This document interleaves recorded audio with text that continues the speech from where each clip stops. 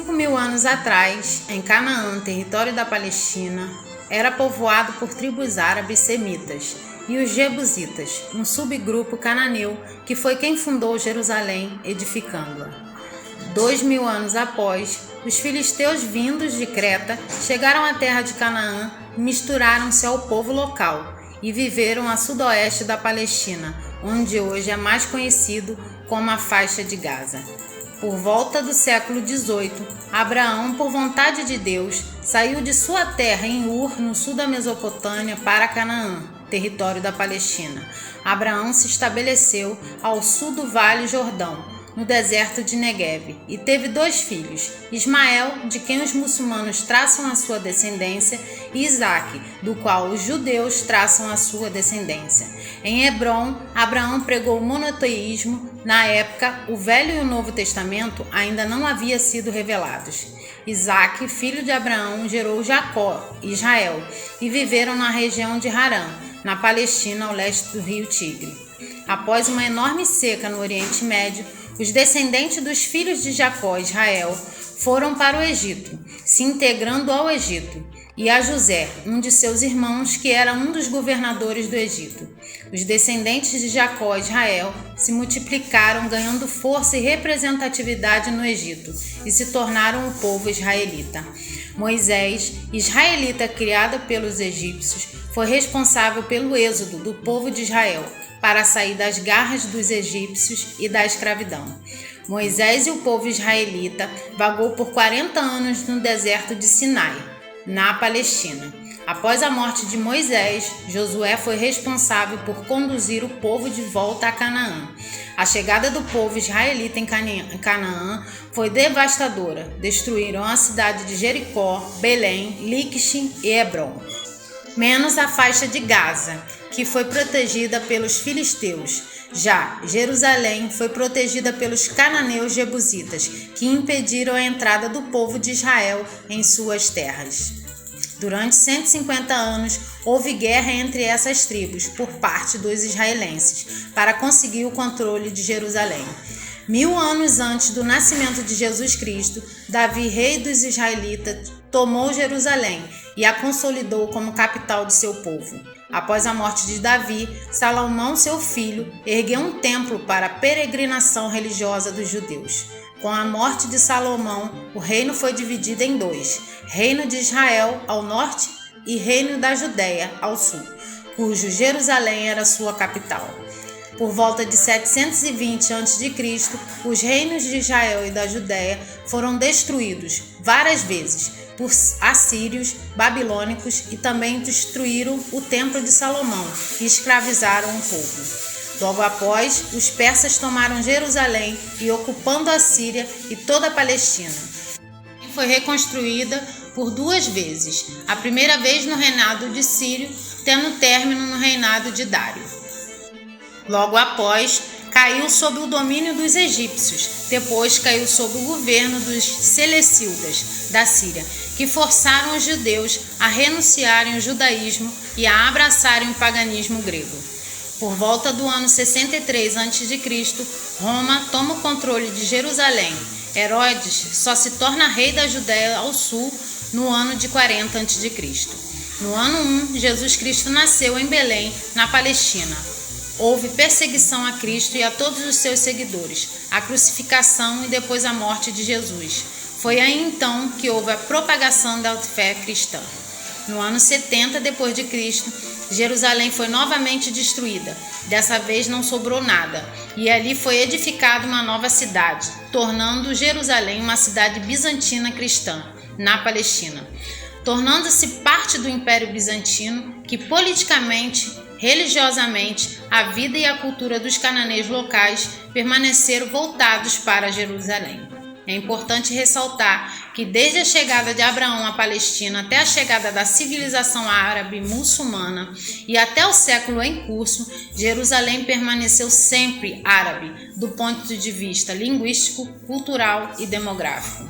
Em 638 d.C., Jerusalém foi tomada pelo Império Otomano. A lei muçulmana vigorou em Jerusalém Palestina do século 7 d.C. até o século 20, ou seja, até a ocupação britânica na Primeira Guerra Mundial. No final do século XIX, um movimento nacionalista árabe começou a se articular discretamente. Oficiais de Jerusalém, Beirute e os oficiais árabes que serviam ao exército turco resolveram se reunir secretamente para conspirar contra a dominação otomana.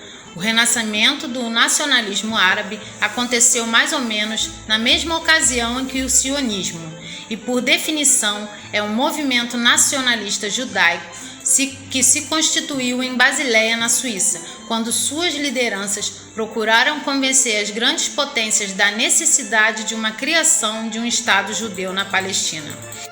A decadência do Império Otomano despertou o interesse das principais potências econômicas da época no petróleo do Oriente Médio e no espólio do Império que desmoronava.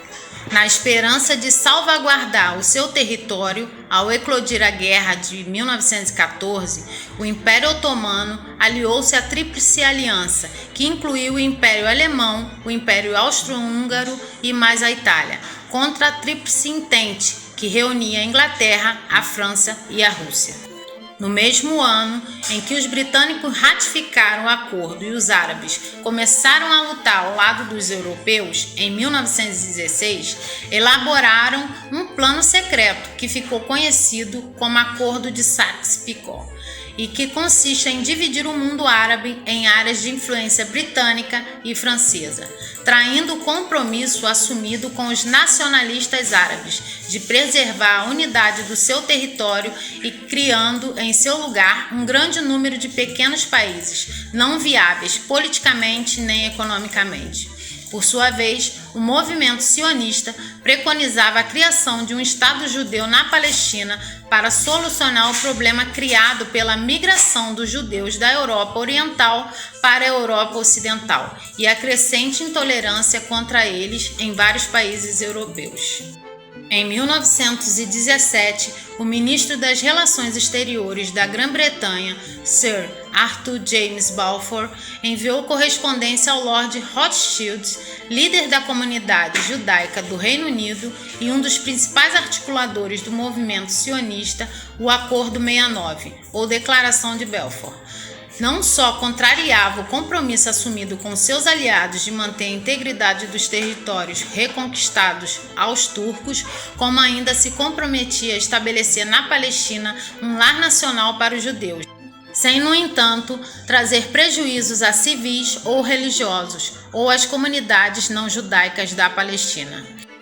A proposta, aprovada pelo parlamento britânico, francês e norte-americano, era uma traição aos árabes que lutaram até o fim da guerra ao lado dos aliados europeus contra as forças otomanas. Em 1948, os ingleses propuseram às Nações Unidas a partilha em um Estado judeu e um Estado árabe, o que desencadeou a guerra entre os dois povos e culminou na criação do Estado de Israel. A criação do Estado de Israel foi feita um dia antes do fim do mandato britânico na Palestina. Os sionistas intensificaram seus ataques contra a população cristã palestina, acelerando seu êxodo. Nos dias em que se seguiram, 450 aldeias palestinas cristãs foram destruídas em seguida, ocupadas pelos judeus, principalmente na cidade de Belém e Jerusalém. E 960 mil palestinos, segundo a ONU, foram expulsos de suas casas e refugiaram-se em abrigos improvisados nos países vizinhos, principalmente na Jordânia, Síria, Egito e Líbano.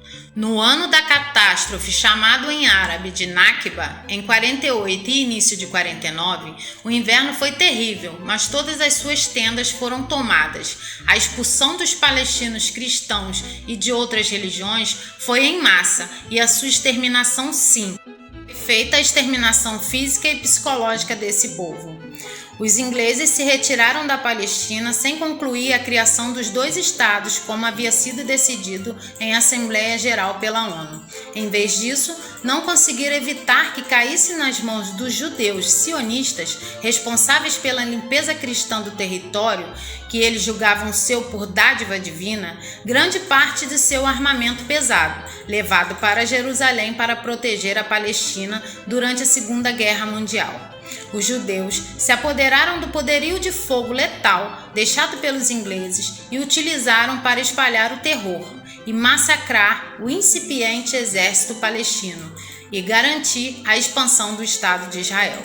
A criação do Estado de Israel transformou como consequência o status de 711 mil palestinos nacionais para refugiados, forçando-os a se deslocar de suas terras originárias para se concentrarem em um dos dois perímetros denominados como a atual Palestina, a Cisjordânia e a faixa de Gaza.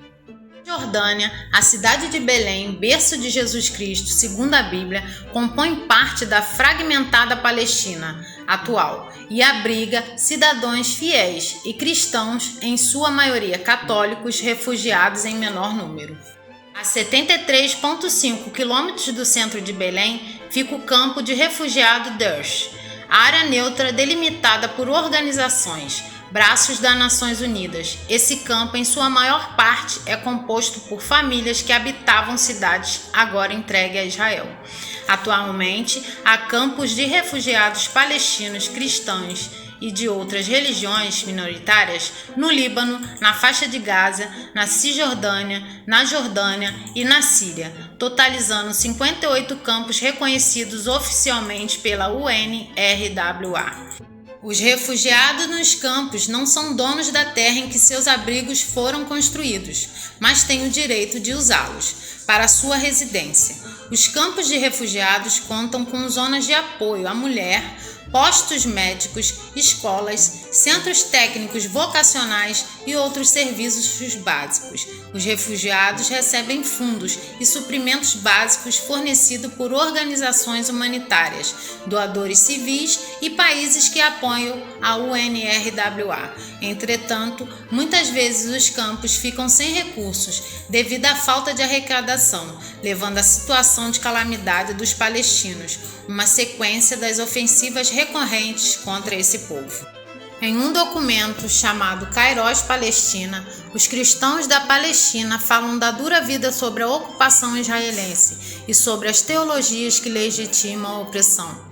Cremos que nossa terra tem uma vocação universal, diz o texto. Nesta visão de universalidade, o conceito das promessas da terra da eleição e do povo de Deus abrem-se para abraçar toda a humanidade, começando pelos povos desta terra. A promessa da terra nunca foi o título de um programa político, é sobretudo uma introdução à salvação universal.